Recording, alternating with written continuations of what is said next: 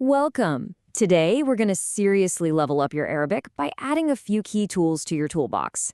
We are moving beyond the absolute basics to help you build sentences that don't just feel correct, but actually sound natural and precise. So let's jump right in. So let's think about a situation you run into all the time. You've got it down, you can say, this is a book. But what about that car way down the street, or the building you can see across the park? How do you point to things that are far away, especially if that thing is feminine? That's exactly where we're starting. Okay, so level 1 is all about pointing at a distance. You already know ذلك for masculine things that are far away.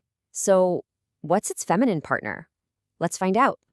And here it is, tilka. This is the word that kind of completes the puzzle. You use tilka for any single feminine person or thing that's at a distance. It's simple, right? But it's so useful. And check this out. This chart lays it all out perfectly. You now have the complete set for pointing.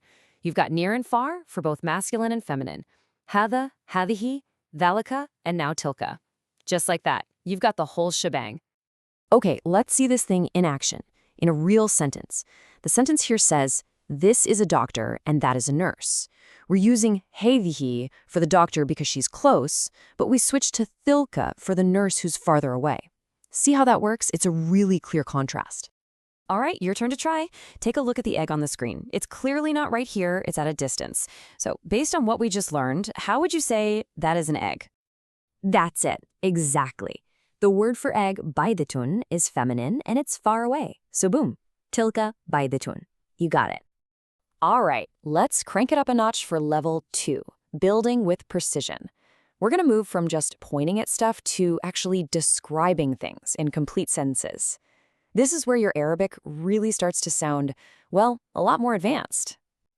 Now, you really got to pay attention to this next part, because it is super important. When you stick a pointing word like hava right in front of a noun that has al, a definite noun, you don't actually get a full sentence. Hava lukitabu just means this book. It kind of leaves you hanging, doesn't it? It's a fragment, right? It makes you ask, this book, what about it? Just recognizing that this isn't a complete idea is the absolute key to building a correct sentence. So how do we fix it? Well, it's amazing how one little word changes everything. To turn that fragment, this book, into a complete sentence, we just add our description, an indefinite word like jadidun, which means new. So now we get hadha al-kitab u jadidun, and that's a whole thought.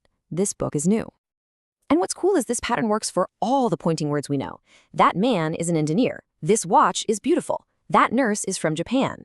You can see the structure, right? Pointing word, definite noun, and then the piece of new information that finishes the thought.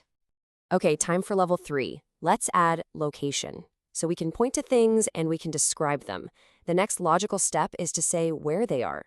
This adds a whole new layer to your sentences. Let me introduce you to 2 of my favorite words for location, amama, which means in front of, and khalfa, which means behind. But here's the one rule you have to remember. The noun that comes right after them has to end with a kasra, that little e sound. Let's see this with a real example. The house of the imam is behind the mosque. Okay, I want you to really zoom in on the word for mosque here. Normally, it'd be a masjidu, but because it's following khalfa, it changes to a masjidi. It's a small detail, but grammatically, it's everything. And guess what? It's the exact same deal with amama. Hamid sat in front of the teacher. The word for teacher, al-mudarrisu, becomes al-mudarrisi. Once you get this pattern down, I promise you'll start noticing it everywhere. All right, let's wrap up with the bonus level. We're going to talk about what I like to call the unbreakable nouns. Think of them as the rebels of Arabic grammar. But don't worry, they're actually pretty easy to handle. So here's the deal. Basically, if a noun ends with that long A sound, you can think of it as being grammatically stuck. The ending is fixed. It just doesn't change, no matter what word comes before it. You see this all the time with foreign places or words like hospital. Just look at what happens here. You see Amerika and al-mustashfa. Even though we have fi right before them, and fi always wants to change the ending to an e, it just can't. These words don't budge. Their endings are totally locked. This is just one of those simple rules you memorize, and you're good to go. Okay, you've got the grammar down. Now you need the words to actually use it, right? Let's check out some new vocabulary. So from Lesson 7, we've got words like nurse, duck, and egg. As you can probably see, a lot of these are feminine, which makes them perfect for practicing with our new word, tilka. And then in Lesson 8, look at this list. You've got Germany, England, America, and of course, hospital. These are all fantastic examples of those unbreakable nouns we just talked about, the ones with the fixed endings. All right, so let's do a super quick recap of what you've just accomplished.